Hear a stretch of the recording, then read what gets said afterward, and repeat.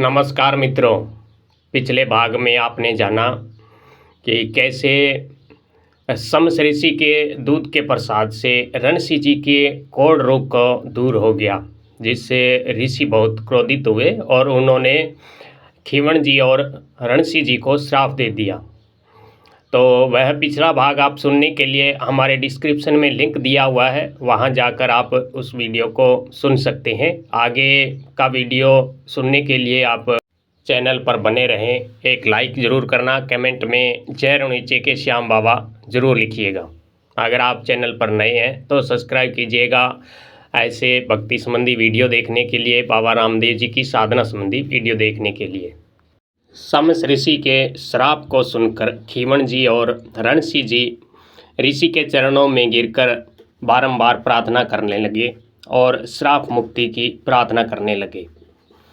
तो खीवण जी और रणसी जी की प्रार्थना सुनकर ऋषि बोले कि संतों के मुख से निकले हुए शब्द कभी भी असत्य या वापिस नहीं होते, किंतु तुम दोनों पर आरा तो जरूर चलेगा, परंतु आपके शरीर में रक्त की जगह दूध की धारा बहेगी।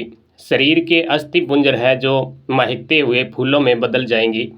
तुम्हारी समाधियों पर अनंत काल तक पूजन होता रहेगा। यह सुनकर खीवण जी और रणसी जी बड़े प्रसन्न हुए और गुरु और ऋषि जी की चरण वंदना कर उन्हें प्रसन्न किया। तो उसके बाद शम्स ऋषि जी वहाँ से चले गए और कई बादशाहों को, कई राजाओं को पर्चे दिखाते हुए मुल्तान में जाकर उन्होंने बहुत से पीरों को अनेक प्रकार के चमत्कार दिखाए और आखिर में उन्होंने मुल्तान में ही जीवित समाधि ले ली, जहां आज भी उनकी वहां पूजा अर्चना होती है। तो इधर शम्स ऋषि का एक शंकर नाम का शिष्य था। वह बहुत दिनों बाद घूमता घूमता दद्दू गांव में आया और खीवण जी और रणसी जी से मिलकर गुरु के सारे समाचार और उनका दिया हुआ संदेश गुरु आज्ञा खीवण जी और रणसी जी को सुनाया। जब गुरुदेव शम्स ऋषि जी चले गए, उस दिन से खीवण जी बिचुन की और शाखुन दोनों आश्रमों की धूणी हैं जो उनकी सेवा करते, परंतु जब शंकर आ गया तब बिचुन की धूणी का सेवा भार खीवण जी ने शंकर को सौंप दिया और शंकर भी बड़े प्रेम से सेवा करने लगे और अंत में वहीं उन्होंने जीवित समाधि ले ली। रणसी जी नरेण की धूणी की सेवा करते थे और खीवण जी और रणसी जी के बाद खीवण जी के पुत्र हरमाल जी ने दद्दू, नरेणा, शाखुन और बिचुन में अनेक मंदिर बनवाए और उनकी पूजा की व्यवस्था की, जो आज भी चलती है। खीवण जी और रणसी जी दोनों शाखुन और नरेणा की आश्रम में सेवा करते और गुरु ज्ञान का मार्ग का अनुसरण करते। अधिकतर समय दोनों साथ साथ गांव में घूमते, अपने भजन कीर्तन उपदेशों से लोगों के हृदय में भक्ति भाव भरते। बहुधा समय तक भारत में मुगलों का साम्राज्य छा जाने से देहात की जनता है जो विशेषकर गाँव में रहते थे, उनमें जात पात की भ्रम फैलाकर इन मुगलों ने उनमें एक दूसरे से बांट दिया।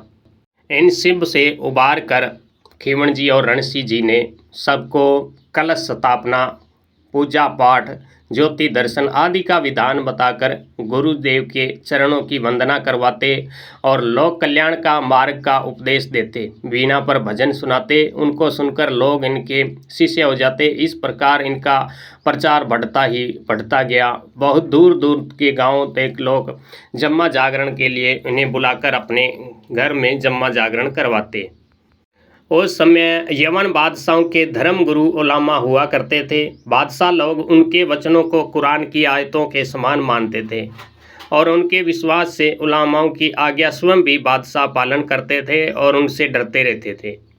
इधर मुल्लाओं और काजियों ने उलामाओं के आगे जाकर खीवण जी और रणसी जी की शिकायतें लगाई और भड़काया कि वह दोनों कब्र पूजने वाले हिंदुओं को भड़काते हैं। इनका जोर बढ़ता जा रहा है, अंधविश्वासी लोग इनके शिष्य बनते जा रहे हैं, ऐसे हमारे इस्लाम धर्म का प्रचार रुक सा गया है, बहुत ठेस पहुंची है। इस प्रकार मुल्ला मौलवी का कथन सुनकर वहाँ के उलामाओं ने यही शब्द दोहराकर बादशाह को भड़काया और उस समय अजमेर में एक कपीद शाह नाम के पीर रहा करते थे। बादशाह भी उनके इशारों पर नाचते थे और उनका आदर करते थे। उन्होंने भी बादशाह को खीवण जी और रणसी जी के संबंध में बताया और कहा, दोनों अपने को पीर बताकर जनता को धोखा देते हैं, इनसे हमारे इस्लाम धर्म है जो आगे नहीं बढ़ पा रहा है। इस प्रकार उलामा ने बादशाह को नमक मिर्च लगाकर अच्छी तरह खीवण जी और रणसी जी के विरुद्ध भड़का दिया। तो बादशाह ने अपने सेना भेजकर खीवण जी और रणसी जी को पकड़कर दिल्ली दरबार में ले आए और वहां उनसे अनेक प्रश्न पूछे गए। उन प्रश्नों को उत्तर से बादशाह खीवण जी और रणसी जी बहुत प्रभावित हुआ और अंत में खीवण जी और रणसी जी से कहा कि आप अगर सिद्ध है तो हमें कोई चमत्कार दिखाएं।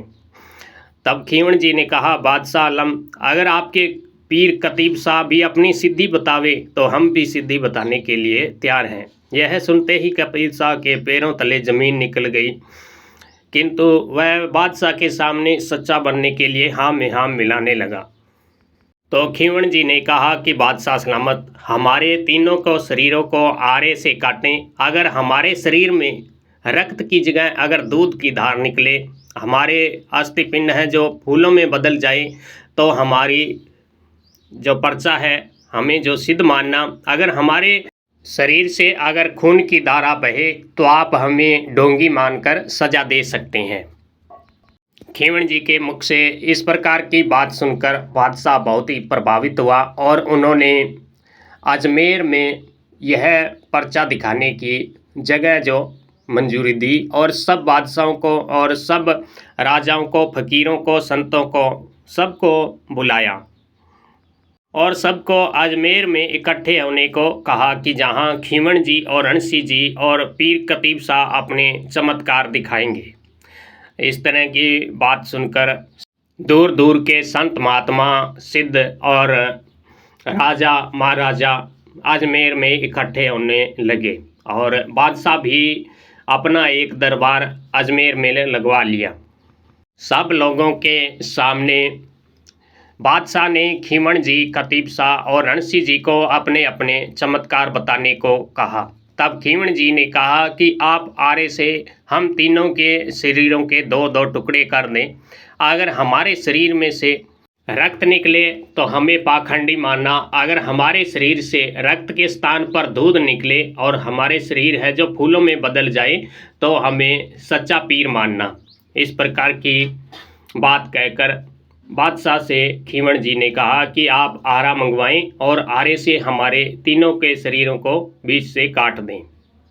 इस प्रकार की बात सुनकर पीर कतीब शाह थर थर कांपने लगा, परंतु वह बादशाह के सामने शर्मिंदा या पाखंडी नहीं बनना चाहता था, किंतु उसकी सारी योजना जो उसने बनाई थी वह सब की सब फेल हो गई। कतीब साहब ने ऐसे कभी सपने में ने भी सोचा था भी ऐसा भी कभी आएगा, ऐसे भी कोई समय आएगा। इधर बादशाह को खीवण जी का वाक्य स्वीकार हुआ और सिपाही सालर के जलादों ने आज्ञा हुई कि कारावात लेकर आओ, यानी आरा लेकर आओ और तीनों के शरीरों को आरा से बीच में लकड़ी की भांति चीर दें। कतीब शाह के सप्त धातु रचित हाड़ मांस के शरीर से रक्त प्रवाह होने लगा, उसमें से खून निकलने लगा और रणसी जी, खीवण जी के शरीर से दूध की नदी उबल उबल कर बहने लगी, चारों तरफ दूध ही दूध हो गया। इतना ही नहीं, उनके आधे आधे शरीर है जो आकाश मार्ग से शाखुन और नरैना के स्थानों पर जा गिरे और आधे आधे शरीर सबके सामने देखते ही देखते महकते फूलों में बदल गए। यह देखकर बादशाह कांपने लगा और उसने वाद्यवीरों को दंडवत प्रणाम किया और सब दर्शक थे जो वहाँ देखने वाले, सबने जय जयकार से आकाश को गुंजायमान कर दिया। इधर शाखुन में खीवण जी के पुत्र हदमाल जी ने पिता के शरीर पिंड को देखकर रुद्र लाभ करते हुए, गर्जना करते हुए तलवार लेकर दिल्ली बादशाह के दरबार में जाकर ललकार भरी हुंकार दी, जिससे सुनकर बादशाह दरबारी मुंसिब सहित सब सहम गए, क्योंकि वे अभी अभी दो महापुरुषों के सिद्धि चमत्कार देख चुके थे। तुरंत ही उन्होंने हडमाल जी के चरणों में गिरकर क्षमा मांगी और सारा कथा सुनाया।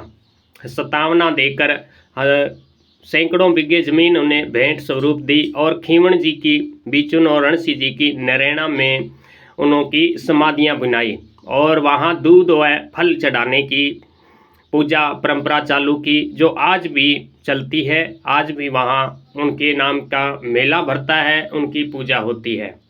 इस प्रकार शम्स ऋषि का दिया हुआ श्राप पूरा हुआ और दोनों हिंदू धर्म की बलि वेदी पर वीरता पूर्वक चढ़कर अपने प्राणों की आहुति देकर हिंदू धर्म को अमर कर दिया।